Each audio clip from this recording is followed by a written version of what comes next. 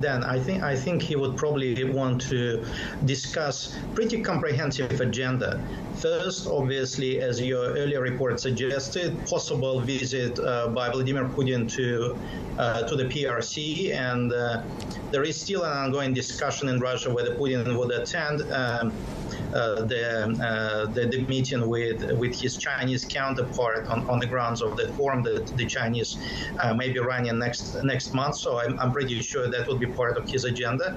Secondly, probably the upcoming UN General Assembly, and obviously the Russians and the Chinese coordinate their approaches quite closely to in preparation for that annual gathering, where they tend to take a pretty coordinated approach, especially as permanent members of the UN Security Council.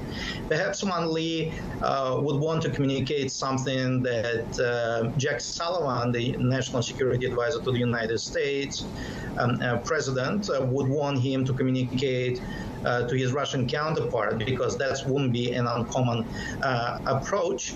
And I'm pretty sure the issue of Kim Jong-un's recent visit to Russia would also be part of the conversation between the Russians and the Chinese, particularly after the remarks made by Russia's Defense Minister Sergei Shoigu when he visited Pyongyang in late July, and where he proposed to hold trilateral naval exercises involving the Chinese, the DPRK, and the Russian navies.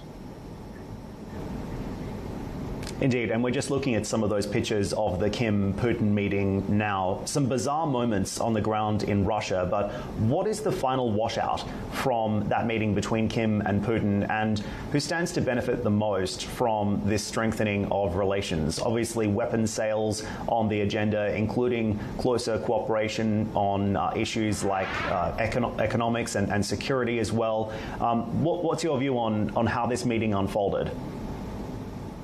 Look, to me, that was almost like a window shopping opportunity for Kim, because he toured a number of Russian strategic sites. I was personally surprised that the Russians opened up to him the way they have, particularly when they allowed him to look at some of their strategic assets, strategic bombers, including the hypersonics that they have been using in Ukraine on a regular basis.